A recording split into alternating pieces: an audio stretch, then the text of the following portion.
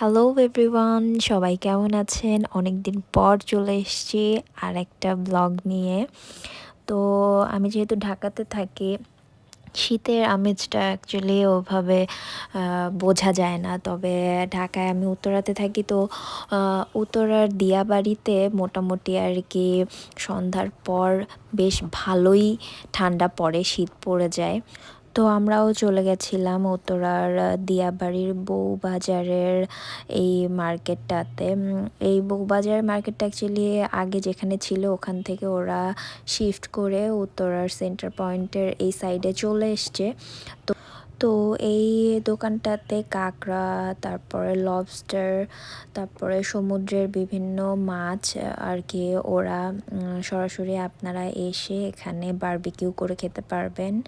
এই যে এখানে অনেক ধরনের আইটেম ছিল, সরাসরি যেটা আপনাদের পছন্দ নিয়ে আর কি আপনার বারবিকিউ করে ফ্রাই করে খেতে পারবেন। আর একটা ভেতর সাইডের এই দিকে ছিল অনেকগুলা স্টল, যেখানে আর কি ম্যাক্সিমাম সব দোকানে একই খাবার, বাট আমরা দেখছিলাম কোন দোকানের খাবারটা, কোন স্টলের খাবারটা মজা হবে। তো আমরা দেখে এখানে একটা আর কি স্টলে বসি। তো এখানে মেইনলি ভেতরের যে স্টলগুলো ওখানে ম্যাক্সিমাম সবগুলো দোকানেই হাঁসের মাংস, মুরগির মাংস, তারপর চালের রুটি, পরোটা। তো হাঁসের মাংসের দুই ধরনের হাঁস ওখানে আর কি পাওয়া যায়, চীনা হাঁস আর এমনি হাঁস। তো আমরা মেনলি এখানে গিয়েছিলাম হাঁসের মাংস এবং চালের রুটি দিয়ে খাবো বলে।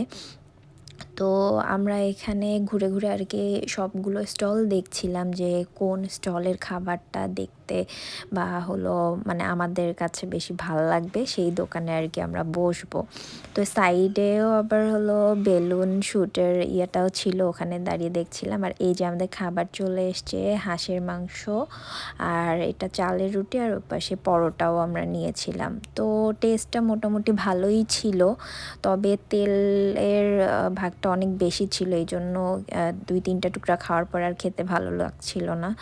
তো খাওয়ার পর আর কি এত শীত যে আমরা না পেরে খাওয়ার পরে তাড়াতাড়ি করে কোথায় চা পাওয়া যায় খুঁজে এসে সাইডে ওদের টি স্টল ছিল, তো আমরা এখানে আদা লেবু দিয়ে সবাই চা খাচ্ছিলাম। তো এই ছিল আমার ছোট্ট একটা ভিডিও। সবাই ভালো থাকবেন। Thank you for watching.